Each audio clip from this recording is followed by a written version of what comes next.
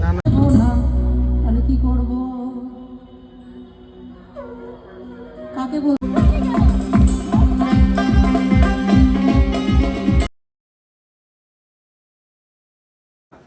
নমস্কার বন্ধুরা, moments with নির্ঝরের একটা নতুন ব্র্যান্ড নিউ ব্লগে সকলকে স্বাগত জানাই। আর সকলকে জানাই merry Christmas from moments with Nirjhar family থেকে। আশা করি সবাই ভালোই আছো আর খুব ভালো করে মজা করছো বড়দিন। তো যাই হোক, আমরা আজকে বেরোচ্ছি বড়দিনের সন্ধ্যেবেলা। এখানে দুটো মেলা আমার, ঠিক ভিআইপিতে একটা হচ্ছে মানে ভিআইপিতে হচ্ছে বই মেলা, বাগুইয়াটি বই মেলা, আর জর্দা বাগান মানে জোড়া মন্দিরের ঠিক এই সাইডটা লোকেশনটা, যারা বাগুইয়াটি লোকেশনে থাকে তারা জানে। সেখানে চলছে জীবিকা মেলা। তো আমি দুটো মেলায় যাব। তো মেলায় কি কি করলাম না করলাম সেগুলো দেখাবো।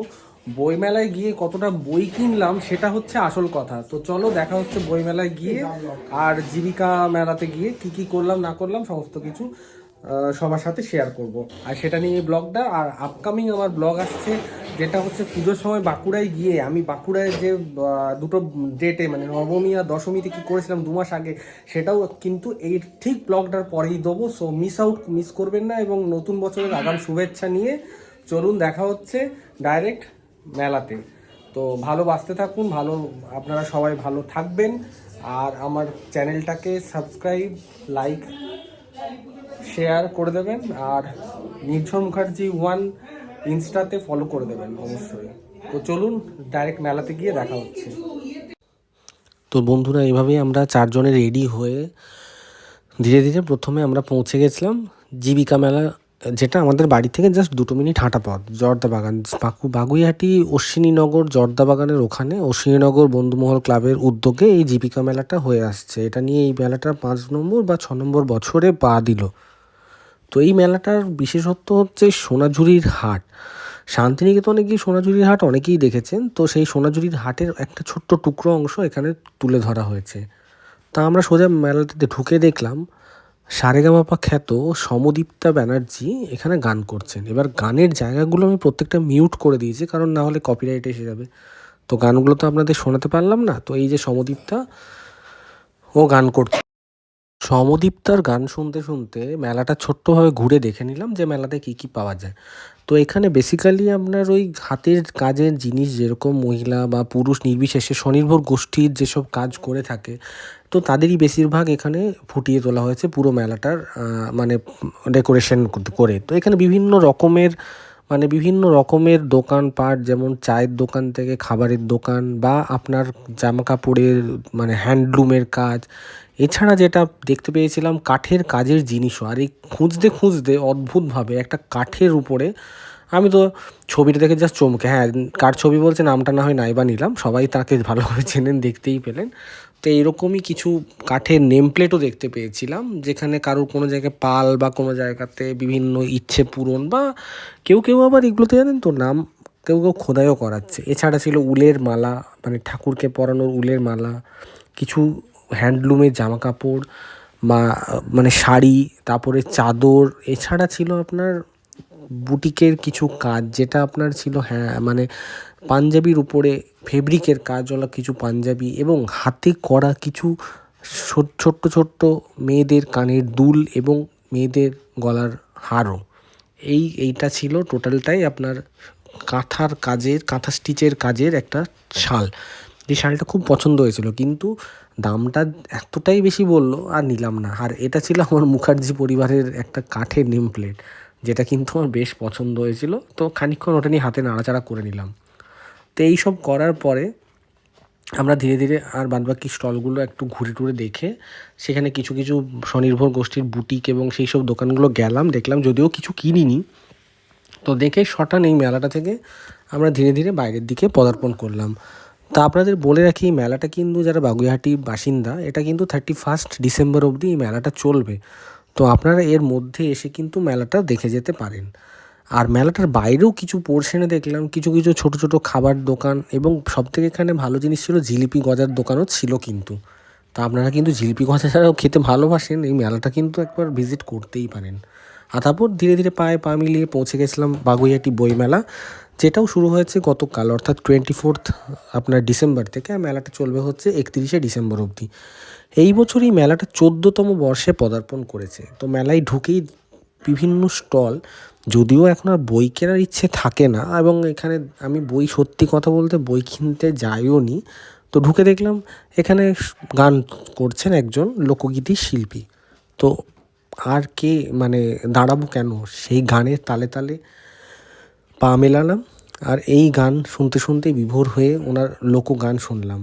আর মেলাটাকে ওখান থেকেই কিছুটা স্টলগুলোকে ক্যাপচার করার চেষ্টা করলাম, কারণ প্রচণ্ড রকমের মেলার ভিড় ছিল। জায়গাটা তো ছোট, এটা কিন্তু ভিআইপির ওপরে একদম, এটা কিন্তু খুব একটা দূরে না। এবার এখানে বলি কী কী প্রকাশনী এসেছিলো। যেরকম আমার খুব ভালো পছন্দের প্রকাশনীর মধ্যে আনন্দ প্রকাশনী এবং দ্বীপ প্রকাশনী কিন্তু আমার পছন্দের জায়গা। তো আমি একবার ওখানে গিয়ে ভিজিট করে এলাম ওর মধ্যেই। এছাড়া ছিল হ্যাংলা নামক রেস্টুরেন্ট, যেটা কিন্তু কলকাতায় অনেকগুলো তাদের ব্রাঞ্চ আছে, আশা করি অনেকেই জানেন। আর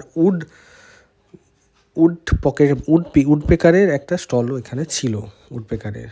তো এই 3-4টি স্টল আমি ভিজিট করেছিলাম। আর তারপরে এই যে দেখতেই পাচ্ছেন, গান শুনতে শুনতে গানের তালে তালে আমি পা দোলাচ্ছিলাম, মাথার ঝোঁক দোলাচ্ছিলাম।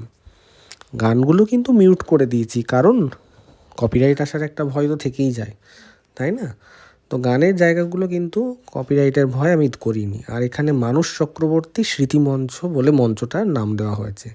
এই যে দেখছেন গান করতে করতে ওইদিকে পায়ে পা দোলাচ্ছে, আর হলুদ রঙের, হ্যাঁ ওই যে দূরে হলুদ রঙের শাড়ি, উনিই ছিলেন শিল্পী। খুব সুন্দর গান করছিলেন, কিন্তু বিশ্বাস করুন মন মুগ্ধ হয়ে যাচ্ছিল।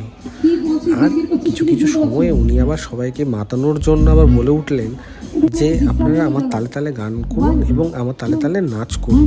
এবং উনি প্রত্যেকটা গানের তালে তালে না পা দোলাচ্ছিলেন, আমাদেরকে উন্মাদনার সাথে আমাদের নিজেদের নাচার জন্য মানে আমাদেরকে মানে দাঁড়িয়ে থাকতে দিচ্ছিলেন না, যাকে বলা হয়। তো যাই হোক, কিছু এসব গান শোনার পরে উনি হঠাৎ করে বলে উঠলেন লাইটগুলো একটু অফ করে দাও মেলা কর্তৃপক্ষকে। তা আমরা একটু অবাকই হয়েছিলাম, কিন্তু মেলা কর্তৃপক্ষ এসে বললো যে লাইট অফ করা সম্ভব না, কারণ লাইট অফ করলে এখানে একসাথে সমস্ত লাইটগুলো অফ হয়ে যাবে। উনি কিন্তু শুধুমাত্র স্টেজের লাইটটা অফ করতে বলেছিলেন। তো যাই হোক, স্টেজের লাইট তো অফ হলো না। তখন মঞ্চে থাকা শিল্পী অনুরোধ করলেন যে আপনারা একটা কাজ করুন, মোবাইলে ফ্ল্যাশ লাইটগুলো জ্বেলে আপনারা গানটার সাথে সাথে ঘোরান। তো আমরাও ওনার বলা মতো সেটা করতে থাকলাম। সবাই মিলে মোবাইলের ফ্ল্যাশ লাইটগুলো জ্বালিয়ে আমরা ওনার দিকে ফ্ল্যাশ লাইটগুলোকে দেখাতে থাকলাম। হ্যাঁ, গানটা ছিল মাঝি পাল তুলে দে হেলায় হারাস না। সত্যি গানটা বাংলাদেশের একজন জনপ্রিয় বিখ্যাত গায়িকার গান, এবং গানটার তালে তালে আমরা সবাই মোবাইলের ফ্ল্যাশ লাইটগুলো জ্বালিয়ে অনেকে প্রচুর লোকে ফ্ল্যাশ লাইট অন করে এবং সবাই ওনার দিকে দেখাচ্ছিল, কিন্তু আলোর মধ্যেখানে ফ্ল্যাশ লাইটগুলো জ্বাললেও ঠিক মতো বোঝা যাচ্ছিল না। তো যাই হোক, এইভাবেই গান শুনতে শুনতে এই গানটার পর আমরা চলে এসেছিলাম বেরিয়ে মেলা থেকে, এবং চলে এলাম ধীরে ধীরে বাড়ির উদ্দেশ্যে। তো আশা করি ব্লগটা ভালোই লাগলো। তো চলুন, আমার ব্লগটা ছোট্ট এই ব্লগটা মানে 25 ডিসেম্বরের ক্রিসমাসের দিনে এইভাবেই আমি আনন্দ করেছিলাম। তো এই মুমেন্টটাই না হয় আমার মুমেন্ট হয়ে থেকে গেল সারা জীবনের জন্য, ফেসবুকের এবং ইউটিউবের পর্দায়, পেজে এবং আপনাদের ভালোবাসা একান্ত কাম্য। তো চলুন, নতুন বছরের কিছু ব্লগ নিয়ে তো অবশ্যই দেখা হবে এবার নতুন বছরে, কারণ এর মধ্যেখানে 2 দিন আমি ঠিক করেছি আমাদের বাঁকুড়ায় যে পুজো দেখেছিলাম সেই ব্লগগুলোকে দিয়ে দেওয়ার জন্য, তা আপনাদের জন্য। তো সেগুলো এর মধ্যে আসবে। তো চলুন, এরপরে আর কথা বাড়াচ্ছি না, সোজা দেখা হচ্ছে এর পরের এই যে 7 দিন, অর্থাৎ বছরের 7 দিন কী কী করলাম এবং কোথায় গেলাম, সেই সব ব্লগগুলো নিয়ে না হয় তারপরে আপনাদের সাথে আমি ধীরে ধীরে শেয়ার করব। আর এটা ছিল মনোজ মিত্র, নাট্যকার মনোজ মিত্রর একটা স্মৃতিচিহ্ন, এবং মানস চক্রবর্তী যার নামে এই মঞ্চ, তার ব্যাপারে কিছু লেখা, তো সেগুলোকেও ক্যাপচার করে নিয়েছিলাম। তো এভাবেই আমার সেই দিনটা কেটেছে। এবং চলুন, নতুন বছর সবাইকে happy new year in advance জানিয়ে আমার ব্লগ আমি এখানে শেষ করলাম। তো আমরা 4 জন ধীরে ধীরে বাড়ির পথে রওনা হয়েছিলাম। এবার আপনাদের সবাইকে আশীর্বাদ নিয়ে নতুন বছরে আমার নতুন ব্লগ নিয়ে দেখা হবে।